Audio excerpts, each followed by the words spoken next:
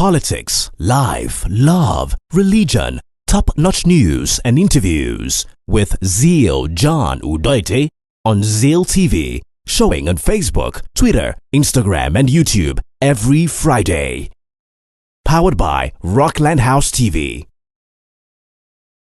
Okay, good morning and thank you for joining us once again on ZEAL'S TV Experience, where we talk about topical issues affecting our society and the world at large. Joining me today once again on set this morning, Mentor Commandant Alistair Soyode. I hope I got it right by the way.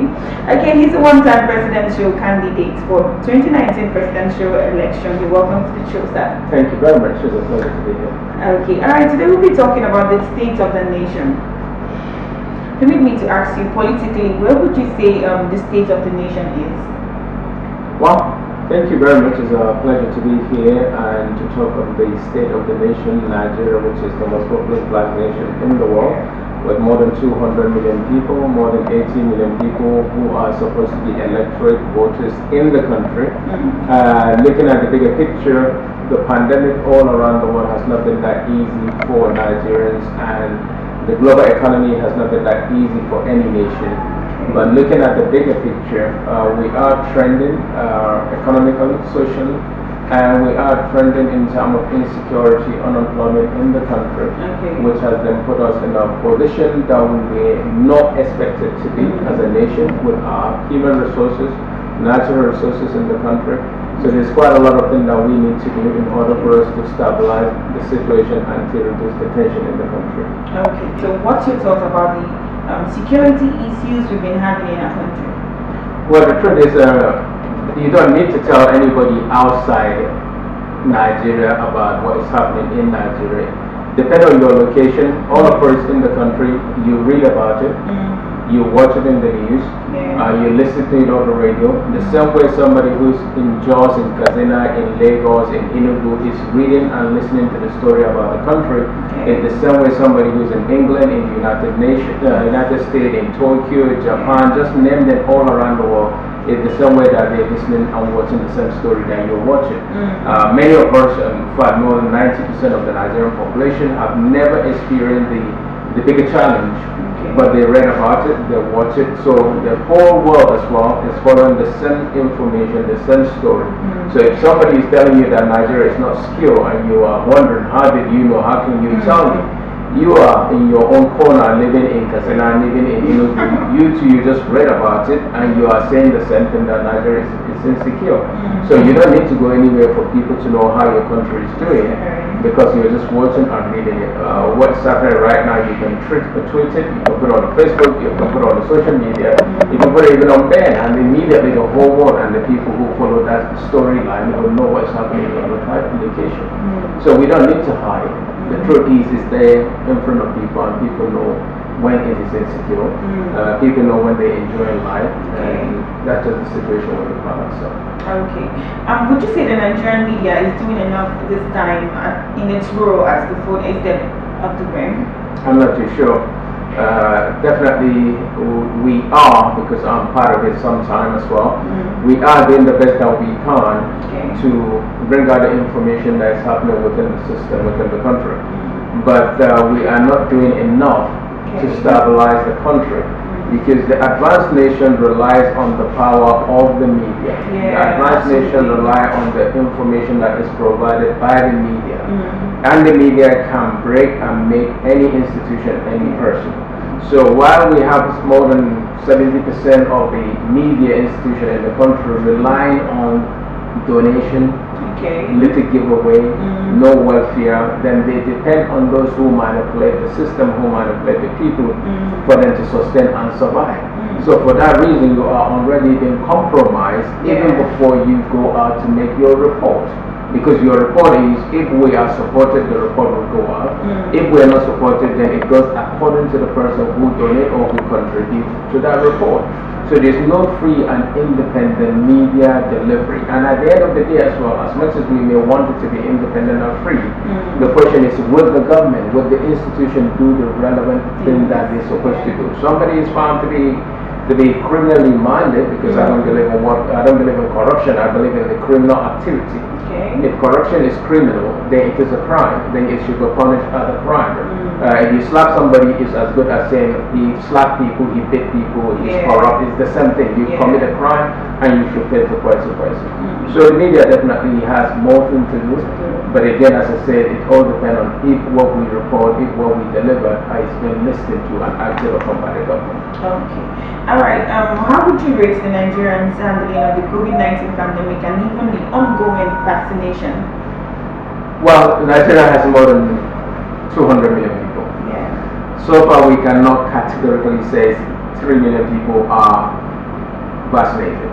And that means there's 197 million people left that have not been touched. Yeah. So what are we going to do? Will the whole country ever be vaccinated? The answer is probably not. No. At the end of the day, again, we have to look at it and say, well, we can only do what we can, because this is now an international project initiative whereby people need to be supported and provided for.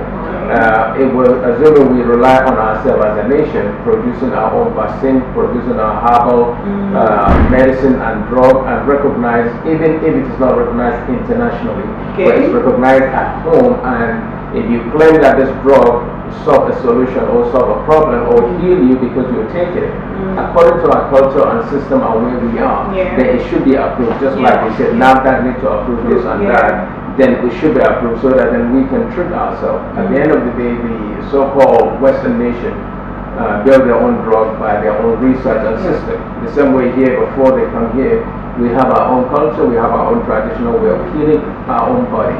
And so if it works, then it should continue to work. What is good here in Nigeria might not necessarily be good in any other nation. If you look at other constitutional way of living, legal way of living, some nations, what they accept, Nigeria does not agree, will never do it. So it just means that if it's good here, then it should be good. It doesn't necessarily need to be good in another plan. Okay. All right. What are your thoughts about the various groups agitating in Nigeria at the moment? And is any of them speaking for you? Well, there could be some organizations, some groups speaking for their group. Okay. I speak and I stand for one country, Nigeria, because I was born in Nigeria. Okay. If the majority of Nigerians decided to say they want to separate, then that is majority, and the majority always carry the vote, so I will follow.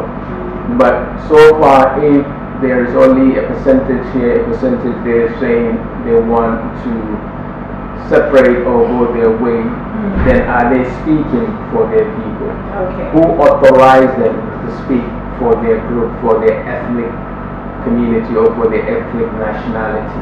At the end of the day, if democracy is by representation, if appointment is by representation, who asks you to represent me, either in Igbo, in Hausa, in Yoruba, in Efik, in Orobo, whatever it is, who mandates you to go and talk on my behalf? So if you're not mandated, but because you're a member of a group, then that is just a choice of your group. And who says that when you break, that the continuation and the agitation will not continue?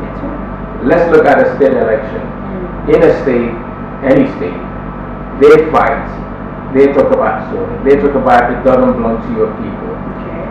The same way that Nigeria as an entity, as a nation is saying this thing belongs to so and so, this thing belongs to so and so.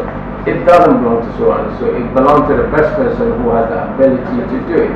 That's my stand. I do not believe that it needs to go to anybody, but I believe if you said it needs to come to you, but it shouldn't go to you because you are that group. It should go to the best candidate. If it comes from your group, great. Then let all of us rally behind it. So, of course, everybody can talk about their own agitation. If I have a pain, it will be foolish of me not to talk about my pain. And then I will hope that those who are listening to my pain will be able to come forward and say, okay, how do we solve this problem for you and for all of us collectively? And I think there is a need for all of us to sit down, especially those that are elected to represent ethnic nationality, so that we can discuss the way forward. Okay. Now let's talk about 2023 and zoning the presidency to the southeast. Do you see any of this happening? If it does, will it deal with the agitation for cessation? 2023 or in any election, every political party has a right to present their candidates. Absolutely. Now, if the main political parties, the so-called two main political parties, has been playing dilly-dally over other the choice of who they want their candidate to be, I'm not part of that dilly-dally. Many other political parties may not be part of that dilly-dally because they have never been elected yet. So they can come forward with whoever they desire in their own political party. So the main two political parties that have been talking about it, yes, maybe they can do it because that party has been in and out, in and out, in and out. But the other 18 or 70 political parties have not been there. So they have their internal manifesto, they have the internal constitution according to their own choice and belief. So you cannot force them when they have not been there before, for example, to adopt a candidate from any zone. But at the end of the day, as I said, it should be based on merit, based on capacity, based on capability, rather than based on sentiment or ethnic nationality. At the end of the day, some have given a mandate to somebody from the zone and he failed. Some have given a mandate to somebody from the zone and he succeeded. So it is based on what should be good for the country rather than what should be good for one ethnic nationality. What's your take on the current agitation for autonomy by the staff union of the judiciary and legislature? What do you also make of the PM's executive order of Lieutenant Governor saying the executive order was unnecessary and the president's overreach by issues concerning the order? What is the constitutional stand of the Nigerian people? I always like to go by law. Right. If the constitution, as defective as some people may like us to believe, says it's wrong, then it is wrong. If the constitution says it's right, then it is right until amended. If it is not amended, then you cannot challenge it. And at the end of the day, whatever is happening in this country all depends on the people in the National Assembly. The people who are your representatives, the senators, are there to represent the yearning and the demand of the Nigerian people. So if we suffer, it's because of the National Assembly. If we're smiling, it's because they're fighting on our behalf. So for me, I do not want to point a finger directly to a minister, a governor, the presidency, because the people in the State House of Assembly should deal with a governor that is not performing by impeaching him, not because we told them to impeach him, but because he's failed. The same way at the presidency, the people in the Senate should be responsible for if the presidency is not doing what he's supposed to do according to the constitution, according to the promise, according to the manifesto of their party, then the failure is not directly from the governor or the minister or the president. The failure is from the people in the State House of Assembly and the National Assembly who are supposed to deal with the situation. So, as much as you might talk about agitation, the bill, if it is rightly executed and implemented, then everybody will be much more happier. And if it is not implemented, then I'm sorry to say all of us will continue to live and facing the challenges, the pain, and the failure of the system. That's true. Alright, recently Nigerians raised concerns about the president embarking on a medical checkup at the UK. Now, especially with the resident doctors here in this country, they're on strike. So what's your share and what's your thought about that? You see, we have to be realistic, okay? If you have the opportunity of doing something, you do it. The president is the #1 citizen of the Federal Republic of Nigeria. It is on record he's been traveling once in a while for his health treatment, or either vacation, or leave, or to go and check his update, but it is there. Now, at the end of the day, we have a Ministry of Health from the top to the bottom. We have a Minister of Health from the top to the bottom. We have allocation on a yearly basis being given to Minister of Health. We have budgets given for the supply of A to Z. We have people who say they are the oversight officers, executives. So which means, if you told me that you have built one hospital and we have paid for the money, and then you are to oversee. So you're having a program right now, you will not let it go on air without editing. Yeah. And you as the editorial manager confirm to your chief editors and the top people that you watched the program before it went on air. Yeah. Everything was okay. So you've done your job. And then people at home are watching it and they can hear you swearing. But then you say you watch it. Now then the regulators call you and say, we are going to fine you because this program violated the well-being of the people who are watching. Okay. Right? So whose fault is it? Is it the producer? Is it the editor?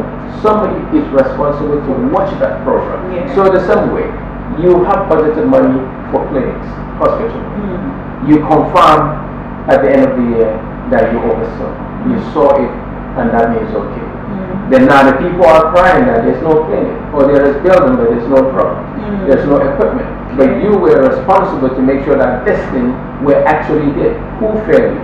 The oversight. Just like we're talking now in the national issues of somebody was screened and now people are coming out to say A, B, C, D. Then who screened him? Those who screened him failed the system, not the person who went through the system. Because you're supposed to litigate man. You're supposed to litigate women. And you didn't do the job. And then now you want to blame other people who now are grading something or watching something. So the reality is budgets are there.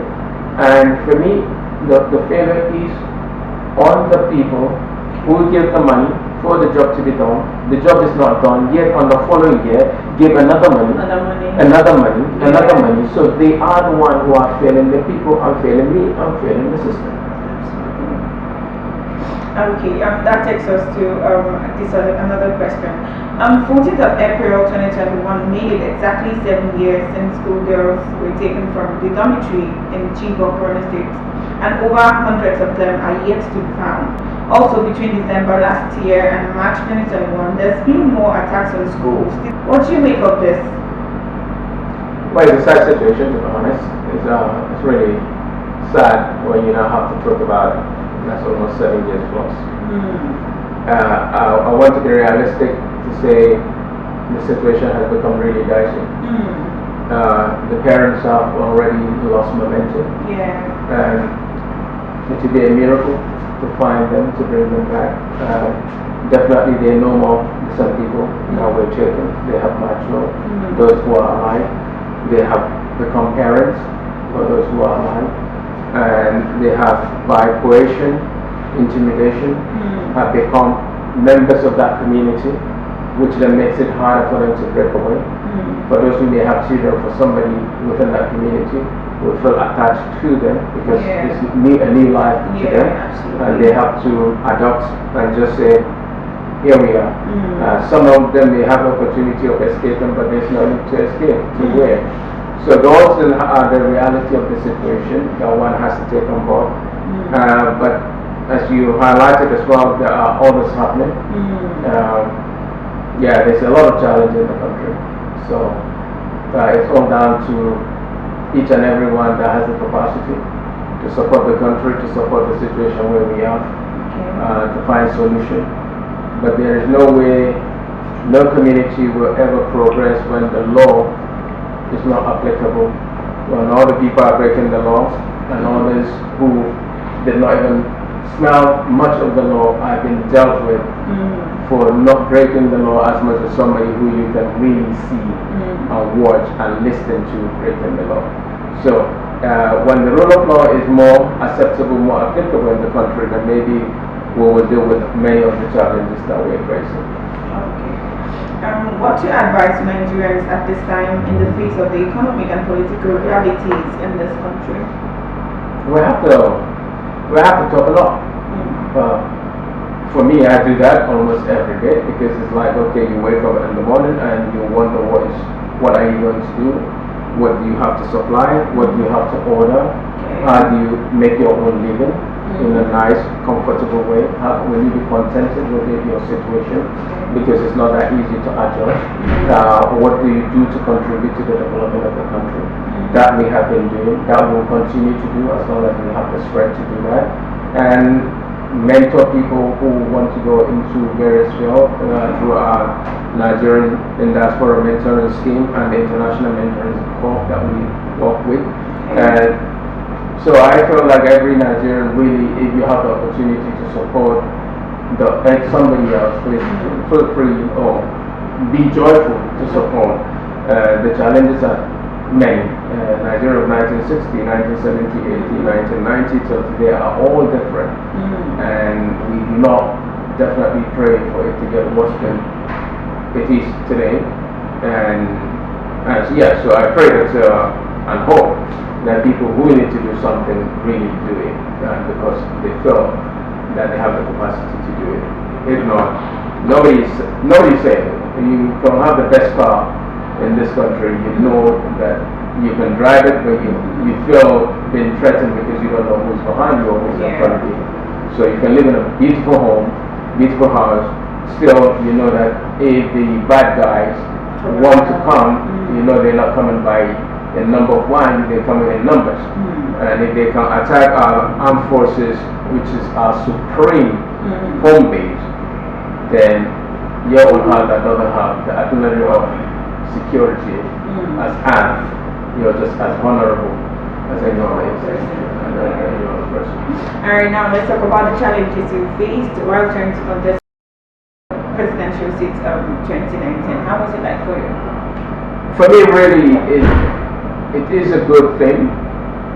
I feel privileged. I feel opportune because not just because one put his name there, is the fact that you wonder why do people who get elected behave in a different way from the words and from their promises, from their manifesto. We didn't join it for the sake of joining.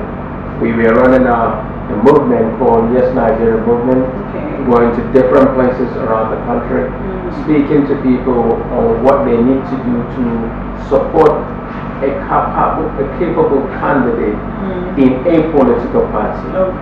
And from there, people we're going to the villages and everywhere, really sharing that message.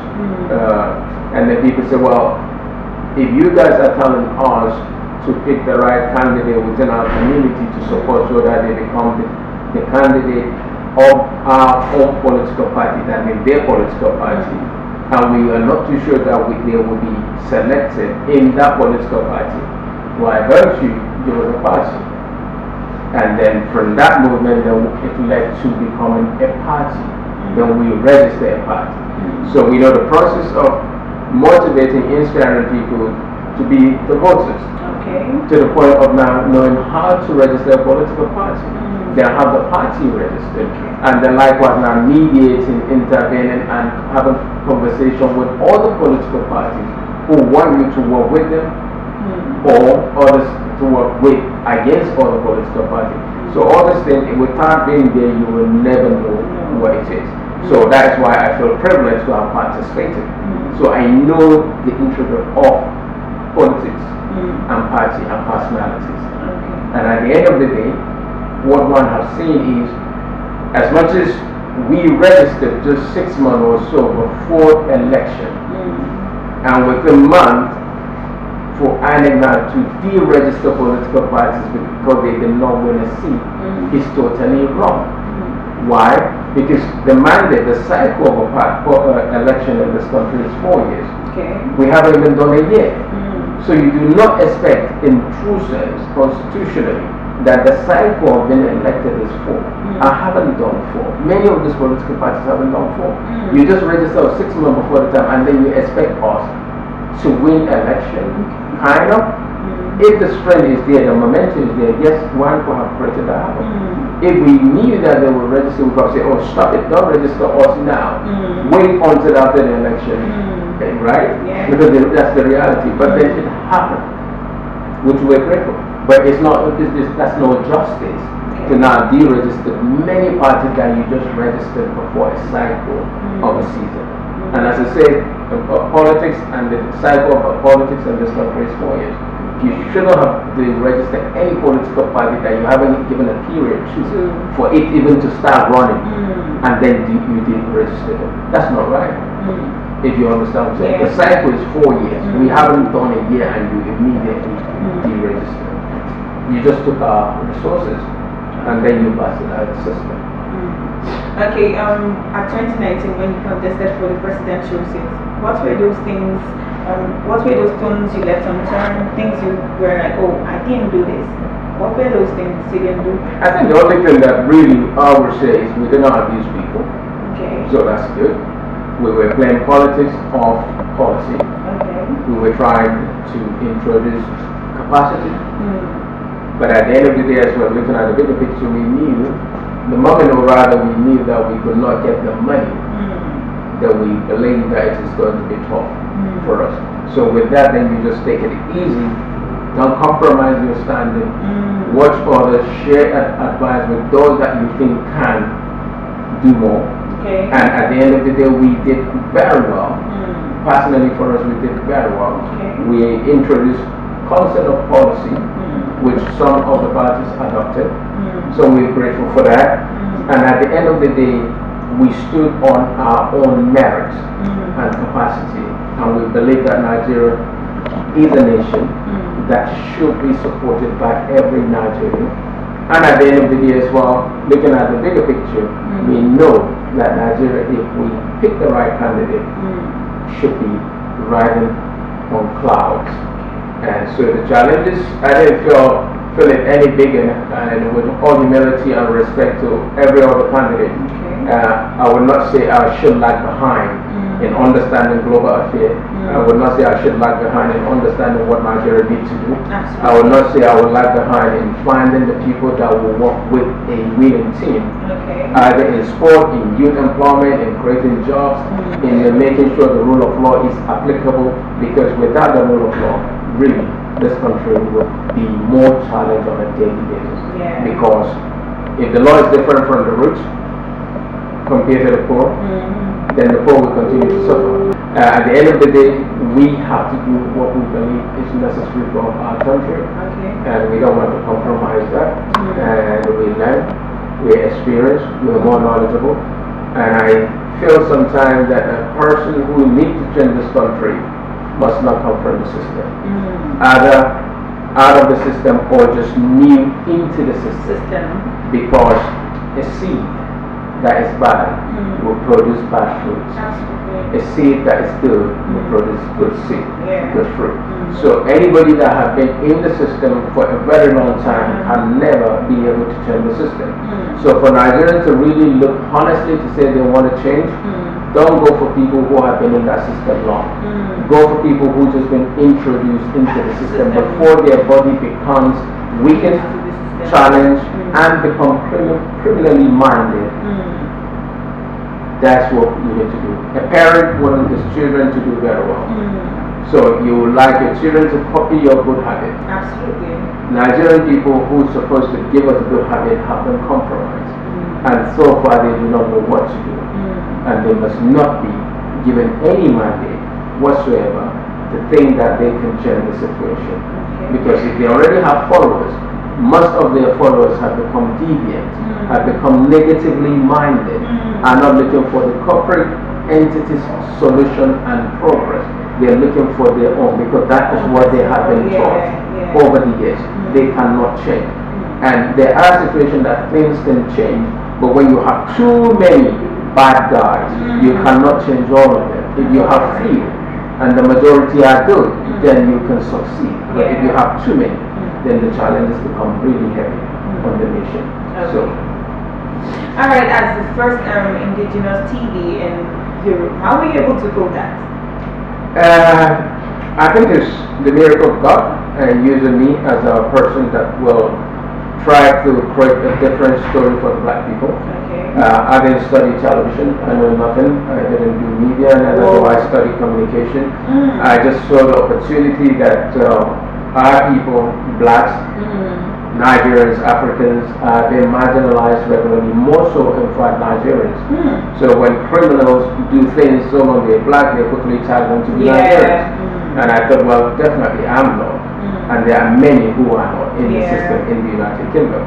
So maybe what I can do is highlight the positive Nigerians or the positive black people, tell their stories, and from there it become and then mature into saying, oh, actually, maybe it can become a TV station, and that's how their television became a channel. Wow. So, and as I said, yeah, with no background, but launched the first Black TV station that is focused on that area as Nigerians, as African, as a Black person. Wow, that's awesome. Alright, so are we expecting you to come out for 2023? I will definitely come in 2023, but not maybe as a politician, Okay. as for somebody who wants to stand for election. First thing you need to do is to make sure that you have the capacity, that I have the capacity, and you have the resources. The resources mean money. Yeah. I have some promises, it was not delivered, so I do not want to put myself in any situation unless if you send the resources, we can take all the resources idea, then we know we can do something. So don't deceive yourself, be contented with things, but we will definitely be there to guide others who want to be, who have the resources that we don't have, to say this is the way this country needs to go. And some of them are already watching. But at the end of the day, you can be so rich and you are not peaceful. Then your richness becomes something that you're worried and concerned about. So we really need to be honest about things in the country. As I say, I will definitely share, which is what I have been doing for since that time. Sitting and having a conversation with people in government, people out of government, those who want to be honest. Because everybody has his own calling in life. I know my calling up to this minute, but in the next 3 hours, I don't know if I'm alive or dead. So I do what I can now, and if God says it's time for you to sleep off permanently, then I know it's time for me without any worries. So I do not fear sleeping permanently, but I fear that those who are there, we need to do something to make sure that our community is much more better, safer, sound, and so that when you go, you have a legacy that people can talk good about you. For those who know you, if they don't know you. But for those who know you and those who felt that you should have impacted on their life, can say you tried. I think that is the key thing. Okay. I have the final word of advice to Nigerian youth out there. I would say is basically to look out for opportunities. Okay. Just like people tend to say, power is not given, power is taken. Business is not given, you have to create it and then take your own market. One finger does not, well, we don't have equal finger length, and everybody has his own calling, but one thing that is real is that when you have life, you have hope, and you have the tenacity to do the best of what you found or where you found yourself. So my advice would be do the best that you can, to be the person that you can, and you have the opportunity and you can definitely do so. For us, we continue to mentor people who we come across and who want to be mentored, and we hope that by so doing we're contributing to the development of humanity and for the service of humanity. Okay. Thank you very much for coming on the show. Alright, that's it for today's program on ZEAL'S TV Experience. We return next week bigger, better, and stronger. And remember, don't look down on anyone except you're able to pick that person up. And remain your host on the show, ZEAL'. Thank you very much. Bye. Politics, life, love, religion, top-notch news and interviews with ZEAL John Udoite on ZEAL TV, showing on Facebook, Twitter, Instagram, and YouTube every Friday. Powered by Rockland House TV.